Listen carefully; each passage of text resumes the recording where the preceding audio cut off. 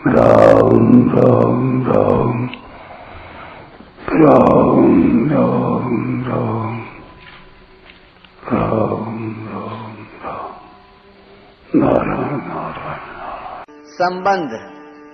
पूर्व श्लोक में जिस स्थिति का वर्णन हुआ है उसकी प्राप्ति का साधन तथा सिद्ध के लक्षणों का वर्णन आगे के 20वें श्लोक में करते हैं।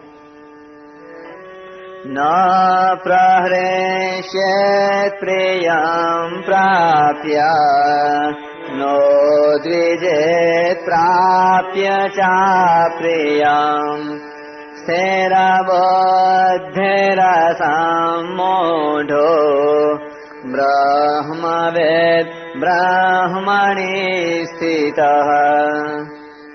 जो प्रिय को प्राप्त होकर हर्षित न हो और अप्रिय को प्राप्त होकर उद्विग्न न हो, वह स्थिर बुद्धि वाला, मूढ़ता रहित तथा ब्रह्म को जानने वाला मनुष्य ब्रह्म में स्थित है। व्याख्या। न प्रहृष्येत् प्रियं प्राप्य नो द्विजेत् प्राप्य चा प्रियम। शरीर, इंद्रियां, मन, बुद्धि, सिद्धांत, संप्रदाय, शास्त्र आदि के अनुकूल प्राणी, पदार्थ, घटना, परिस्थिति आदि की प्राप्ति होना ही प्रिय को प्राप्त होना है। शरीर, इंद्रियां, मन, बुद्धि, सिद्धांत, संप्रदाय, शास्त्र आदि के प्रतिकूल प्राणी, पदार्थ, घटना, परिस्थिति आदि की प्राप्ति होना ही अप्रिय को प्राप्त होना है। प्रिय और अप्रिय को प्राप्त होने पर भी साधक के अंतःकरण में हर्ष और शोक नहीं होने चाहिए। यहाँ प्रिय और अप्रिय की प्राप्ति का यह अर्थ नहीं है कि साधक के हृदय में अनुकूल या प्रतिकूल प्राणी पदार्थ के प्रति राग या द्वेष है। प्रत्युत यहाँ उन प्राणी पदार्थों की प्राप्ति के ज्ञान को ही प्रिय और अप्रिय की प्राप्ति कहा गया है। प्रिय या अप्रिय की प्राप्ति अथवा अप्राप्ति का ज्ञान होने में कोई दोष नहीं है। अंतःकरण में उनकी प्राप्ति अथवा अप्राप्ति का असर पड़ना अर्थात हर्ष, शोक आदि विकार होना ही दोष है। प्रियता और अप्रियता का ज्ञान तो अंतःकरण में होता है, पर हर्षित और उद्विग्न कर्ता होता है। अहंकार से मोहित अंतःकरण वाला पुरुष प्रकृति के करणों द्वारा होने वाली क्रियाओं को लेकर मैं करता हूँ ऐसा मान लेता है तथा हर्षित और उद्विग्न होता रहता है। परंतु जिसका मोह दूर हो गया है, जो तत्ववेत्ता है, वह गुण ही गुणों में बरत रहे हैं ऐसा जानकर अपने में स्वरूप में वास्तविक अकर्तृत्व का अनुभव करता है। स्वरूप का हर्षित और उद्विग्न होना संभव ही नहीं है। स्थिर बुद्धि ही स्वरूप का ज्ञान स्वयं के द्वारा ही स्वयं को होता है। इसमें ज्ञाता और ज्ञेय का भाव नहीं रहता। यह ज्ञान करण निरपेक्ष होता है, अर्थात इसमें शरीर, इंद्रियां, मन, बुद्धि आदि किसी करण की अपेक्षा नहीं होती। करणों से होने वाला ज्ञान स्थिर तथा संदेह रहित नहीं होता, इसलिए वह अल्प ज्ञान है। परंतु स्वयं अपने होनेपन का ज्ञान स्वयं को ही होने से उसमें कभी परिवर्तन या संदेह नहीं होता। जिस महापुरुष को ऐसे करण निरपेक्ष ज्ञान का अनुभव हो गया है, उसकी कही जाने वाली बुद्धि में यह ज्ञान इतनी दृढ़ता से उतर आता है कि उसमें कभी विकल्प, संदेह, विपरीत भावना, असंभावना आदि होती ही नहीं। इसलिए उसे स्थिर बुद्धि ही कहा गया है। असम्मूढ़, जो परमात्म तत्व सदा सर्वत्र विद्यमान है, उसका अनुभव न होना और जिसकी स्वतंत्र सत्ता नहीं है, उस उत्पत्ति विनाशशील संसार को सत्य मानना, ऐसी मूढ़ता साधारण मनुष्य में रहती है। इस मूढ़ता का जिसमें सर्वथा अभाव हो गया है, उसे ही यहाँ असम्मूढ़ कहा गया है।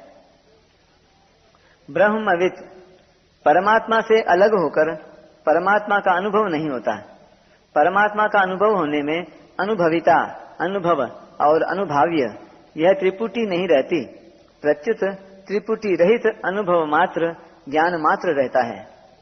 वास्तव में ब्रह्म को जानने वाला कौन है, यह बताया नहीं जा सकता। कारण कि ब्रह्म को जानने वाला ब्रह्म से अभिन्न हो जाता है। टिप्पणी। ब्रह्म वेद ब्रह्मैव भवति, ब्रह्मैव सन ब्रह्माप्येति। इसलिए वह अपने को ब्रह्मविद मानता ही नहीं, अर्थात उसमें मैं ब्रह्म को जानता हूँ ऐसा अभिमान नहीं रहता। ब्रह्मणि स्थितः, वास्तव में संपूर्ण प्राणी तत्व से नित्य निरंतर ब्रह्म में ही स्थित हैं, परंतु भूल से अपनी स्थिति शरीर, इंद्रियां, मन, बुद्धि आदि में ही मानते रहने के कारण मनुष्य को ब्रह्म में अपनी स्वाभाविक स्थिति का अनुभव नहीं होता। जिसे ब्रह्म में अपनी स्वाभाविक स्थिति का अनुभव हो गया है, ऐसे महापुरुष के लिए यहाँ ब्रह्मणि स्थितः पदों का प्रयोग हुआ है। ऐसे महापुरुष को प्रत्येक परिस्थिति में नित्य निरंतर ब्रह्म में अपनी स्वाभाविक स्थिति का अनुभव होता रहता है। यद्यपि एक वस्तु की दूसरी वस्तु में स्थिति होती है, तथापि ब्रह्म में स्थिति इस प्रकार की नहीं है, कारण कि ब्रह्म का अनुभव होने पर सर्वत्र एक ब्रह्म ही ब्रह्म रह जाता है। उसमें स्थिति मानने वाला दूसरा कोई रहता ही नहीं। जब तक कोई ब्रह्म में अपनी स्थिति मानता है, तब तक ब्रह्म की वास्तविक अनुभूति में कमी है, परिच्छिन्नता है। परिशिष्ट भाव। सुषुप्ति और मूर्छा में मनुष्य का शरीर से अज्ञान पूर्वक संबंध विच्छेद होता है, अर्थात मन अविद्या में लीन होता है। अतः इन अवस्थाओं में मनुष्य को प्रिय और अप्रिय का, शारीरिक पीड़ा आदि का ज्ञान ही नहीं होता, परंतु जीवन मुक्त महापुरुष का शरीर से ज्ञान पूर्वक संबंध विच्छेद होता है। इसलिए उसको प्रिय और अप्रिय का, शरीर की पीड़ा आदि का ज्ञान तो होता है, पर उनसे वह हर्षित, उद्विग्न, सुखी, दुखी नहीं होता। उसकी शरीर, इंद्रियां, मन, बुद्धि की परवशता मिट जाती है। ब्रह्म को जानना और उसमें स्थित होना दोनों एक ही हैं।